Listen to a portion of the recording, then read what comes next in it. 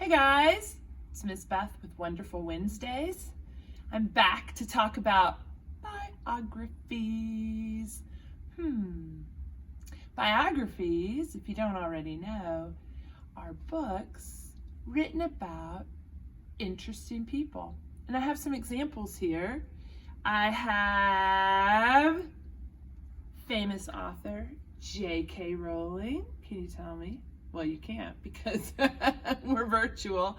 But she wrote the Harry Potter series. So there are quite a few books in our biography section about J.K. Rowling, about her as a child, growing up, the tough times she went through before she got her big break, and about her process of writing the Harry Potter books. So interesting, we have authors.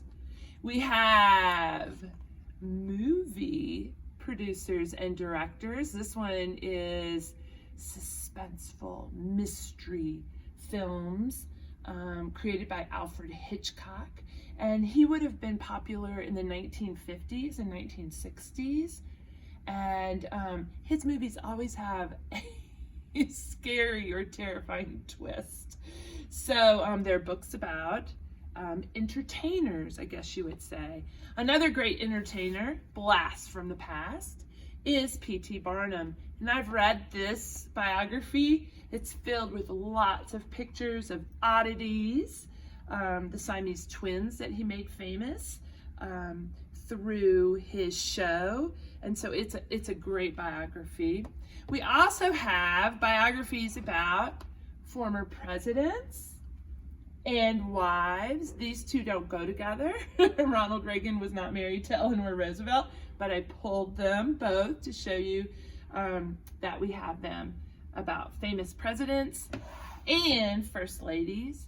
We also have books about biographies about inanimate things like chocolate. So these aren't found in the biography collection, but they are found in the nonfiction. So if you like chocolate, me, then you want to check out this book, and I'm going to read it right after this session. Then we also have books for our beginning readers. This is a series that isn't just one sentence, but it's got a couple sentences per page, but it is for our easy readers. And this is a brand new series that I love. And these happen to be about air flight here and then space travel here. So interesting. This is about Neil Armstrong. Great pictures, more graphic and detail picture-wise, and a lot more information than this one here. So for a more advanced beginning reader. So if you find yourself at home, I know Miss Cindy's looking at this last one, but I'm going to save this one because this one is special. So if you find yourself at home this fall, with school starting on August 31st and September 1st, with a little extra time in your hands during these unique circumstances, I'm going to challenge you to think of a person in your life, like Miss Cindy and I were talking about how we wish we knew more information about our grandparents.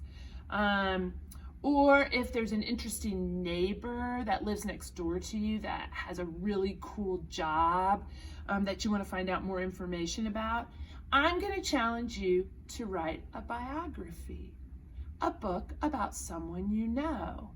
And I want you to think about some interesting things that you should include in your biography. And I have a cheat sheet. So we definitely want to know their name. Ding, ding, ding, ding, ding. Definitely. We want to know how they grew up, what their birthday is, that kind of personal information, where they grew up. Are they Colorado natives, or did they come from Nebraska or California? Something cool like that. I want you to include or think about including. You can do whatever you want. These are just my suggestions. I want you to think about including 5 things that are interesting about that person. They bike ride 30 miles a day. Could be cool to some of you. So include those things that are most interesting to you. What makes that person awesome or stand out in your eyes? And then wrap it up with a conclusion about why that person is special to you. So those are just some suggestions to guide you in writing your biography. And then I'm going to challenge you, another challenge, second challenge, to send it in to lovelandlibrarychildrens@gmail.com, because we all want to share and read your biographies. It doesn't have to be really long. It can be just a paragraph, can be a couple sentences, or it can be a full-length biography. Now, as I close, I want to share with you one of my favorite biographies. And this is a biography about the young man who created the Super Soaker. You know, that water gun that can get you like 10 miles from here. That's an exaggeration. But his name is Lonnie Johnson, Super Soaking Stream of Inventions. I'm not going to read a lot about him because I want you to come in and check out the book, but I'm going to read a couple pages in the very beginning that talk about him as a child. Every day brought a challenge for young Lonnie Johnson, the challenge of finding space for all his stuff. Now, if you could come into the back workroom at the children's area, you could see that some of us, Miss Cindy, Miss Chris, have lots of problems. Not Miss Beth. She's very organized. Not true. We have lots of problems, similar problems to Lonnie, finding place for all our cool stuff. 6 Johnson kids were squeezed into their parents' small house in Mobile, Alabama, so we find out where he's from. Lonnie would have loved a workshop of his own, but there just wasn't room.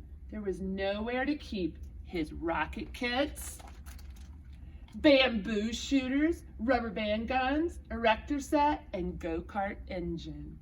Bolts and screws and other spare parts his dad let him bring in from the shed, and various other things he hauled back from the junkyard.